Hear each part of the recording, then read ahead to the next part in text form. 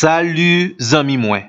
Jodi a, nan numéro 556, nan rubrique nou an, Ma Bible, mon trésor, nous sommes dans la dernière partie de l'épître de Jacques, chapitre 5, à partir du verset 13. Cette portion est l'une des plus controversées et les plus difficiles du Nouveau Testament. Sujet qui traitait dans portion biblique ça, c'est la prière de la foi. Ou bien la prière et la guérison des malades. Ou bien nous sommes capables de dire également, texte ça l'a montré l'importance de la prière dans le processus de la maturité du chrétien. Dans le commencement verset 13 là, Jacques posait question ça. Quelqu'un parmi vous est-il dans la souffrance? On supposait effectivement parmi nous-mêmes, nous avons un monde qui est malade. Jacques proposait une solution très simple et très efficace. La prière de la foi. Jacques répond que la personne qui est dans la souffrance prie le Seigneur. Dans verset 14 là, Jacques posait une autre question plus directe. Quelqu'un parmi vous est-il malade? Au verset 15, Jacques reconfirmait la nécessité et l'efficacité de la prière. Il dit, la prière de la foi sauvera le malade. Texte là montre nous également qualité confiance que moun k'ap souffrir ou bien qui malade là et même communauté chrétienne nan gagné nan bon Dieu qui compte bay guérison. D'où le point central de ce texte, c'est la guérison divine.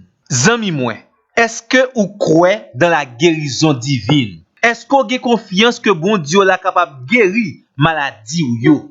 M'da aimé attirer attention sur plusieurs réalités concernant la guérison divine juste avant que nous entrions dans le texte là. Premièrement, une caractéristique bon Dieu créateur qui correspond avec un nom que le gagne, c'est Jéhovah Rofeka ou bien Jéhovah Rapha, qui signifie l'Éternel qui guérit.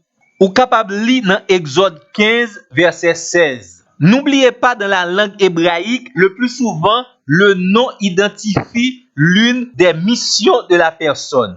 D'où un ministère, bon Dieu, c'est la guérison, parce qu'il est le Jéhovah Rapha, le Dieu qui guérit. Dans Somme 103, le verset 3, il est écrit, l'Éternel est celui qui guérit toutes les maladies.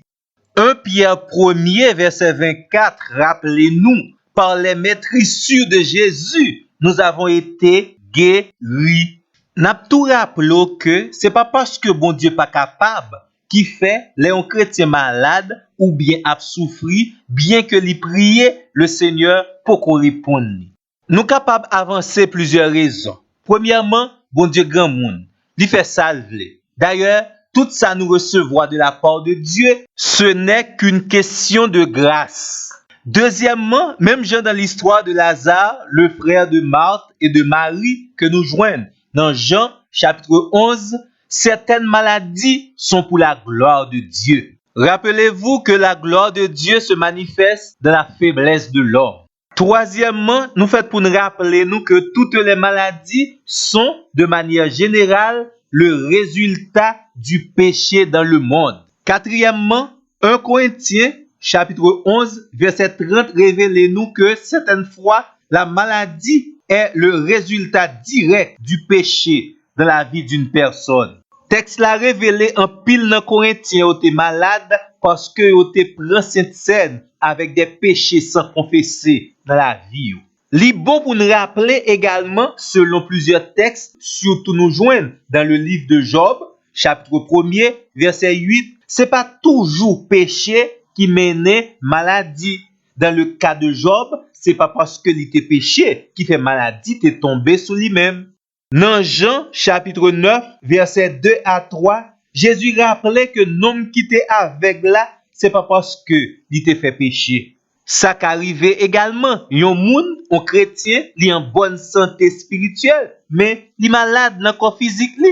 Si ou d'accord nous retourner encore sur cas Job là, qui te dit que certaines fois la maladie est le résultat d'une activité satanique. Job chapitre 2 verset 7. l'histoire femme qui était paralysée selon l'évangile de Luc, chapitre 13, verset 10 à 17. Jésus révèle nous, c'est Satan qui fait ça. 2 Corinthiens 12, verset 7. Satan avait mis une écharde dans la chair du serviteur de Dieu, l'apôtre Paul. Dernier bagay n'a souligné pour vous-même, c'est que toute guérison est divine. Dieu peut guérir et il le fait. Et nous-mêmes, responsabilité, pas nous, c'est non seulement pour nous prier le Seigneur, mais également pour nous suivre l'autre instruction que la Bible baille dans ce sens-là. Nous avons quelques instructions, nous allons souligner pour nous-mêmes dans le prochain numéro selon Jacques, chapitre 5, verset 13 à 20. Merci, amis, parce que vous avez entendu. À la prochaine.